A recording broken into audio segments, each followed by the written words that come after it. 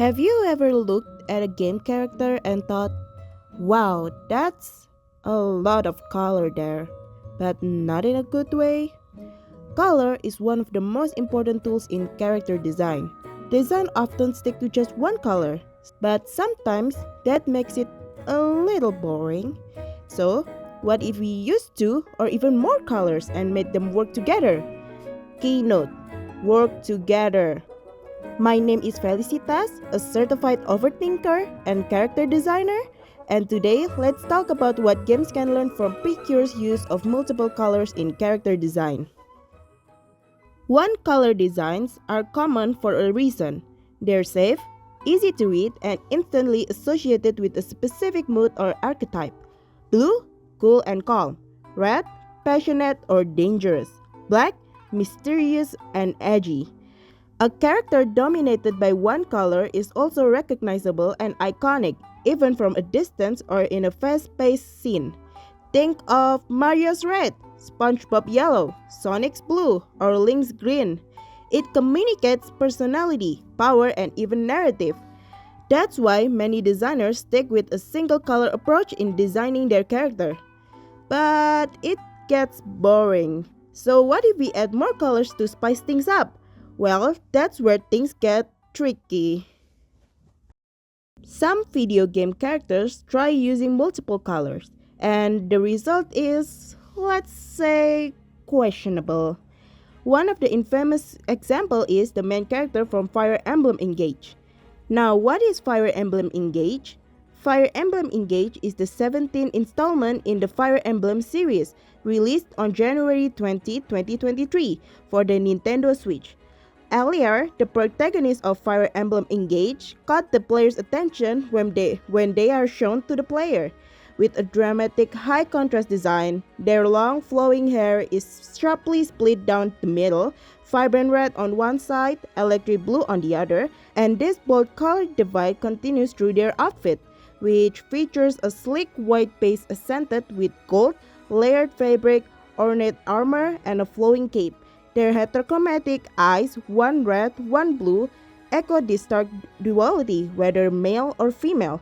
Alia's look stays largely the same with only subtle facial and body adjustment. It's bold, sure, but is it cohesive? Not really. The red and blue split feels more like a paint built on a wig than a thoughtful character palette. There's no gradient, no unifying anchor color to ground the contrast. Instead of telling a visual story, the design clashes. Eye-catching? Absolutely. Memorable? Sure. But aesthetically unified? Not quite. Just loud blocks of contrast fighting for attention instead of telling a story. Now let's talk about Pretty Cure, or as we might call it, Precure, a long-running magical girl anime franchise celebrated for its vibrant dynamic character designs. Produced by Toei Animation, Precure has been going strong since 2004 with nearly 23 years of magical girl transformation, heartfelt friendships, and dramatic battles under its belt. Each season introduced an entirely new cast of heroines known as Pretty Cures, each with their own themes, powers, and of course, eye-catching designs.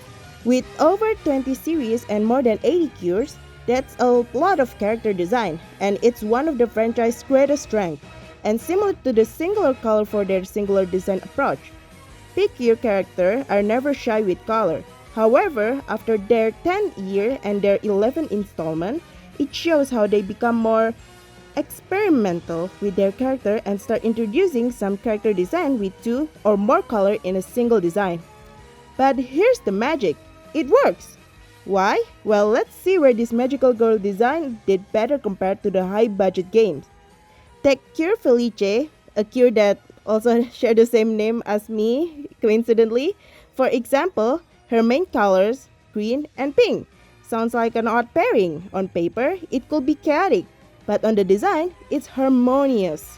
Her colors don't just look good, there's tonal consistency. Her colors don't clash or compete, they flow.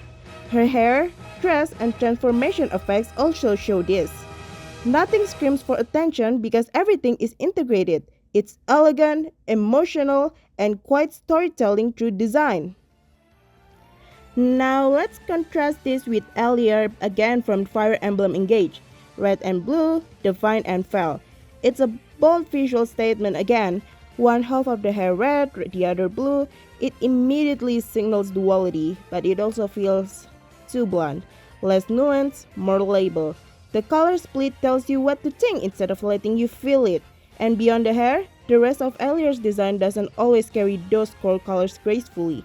Some class outfits lean too far into one side, others barely use them at all.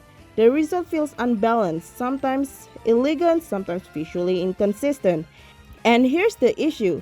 Red and blue are both high saturation, dominant hues. Placed side by side, they fight for your attention. That works in contexts like sports jersey or rivalries, but Engage aims for divine grace, not contrast-driven chaos. So when Felicitas' palette whispers a story of love and life, Alier showed its concept with a highlighter. One is a carefully blended harmony, the other is a bold contrast without full cohesion. Both are memorable, yes, but only one feels like a complete visual narrative. And in the Precure case, the design choices doesn't only stay in Cure Felice, but some of their other character design with dual color. There are another characters such as Cure Prism with her white and pink, Cure Summer who literally got classified as rainbow, and many more. What Precure understands is that multiple colors in a design aren't the problem. Balance is. Think of it like a music. Too many notes played at once is noise, but with rhythm and structure, you get harmony. Their designers know how to direct the viewer's eye. Each color plays a role in telling the character story while also be pleasing in the eyes. When designing a character for games, it's important to remember that the character did not stand alone most of the time. It is there to represent the people who play behind said character, so people will be more critical when criticizing the design of the game in video games a lot of the time. So, it's important to make the characters have an appealing design. Major games often miss this mark. They treat colors like a checkboxes, yellow here, blue there, green in here, and done, which is fine if your story is about a child designing a character for fun, but in most cases, I doubt it is. The key is intentional design that is pleasing to the eyes. Color needs to be part of the character's narrative, flowing with the rest of their visual identity. That's where Picture shines, and that's where game design still has room to grow. So, what can we take away? Using multiple color isn't just possible, it's powerful. It gives your characters dimension, emotion, energy, but it demands care, purpose, and vision. If more games follow Piccure's example, we'd see more heroes who aren't just loud but also beautifully bold. Thanks for watching. Now go forth and color boldly, but wisely.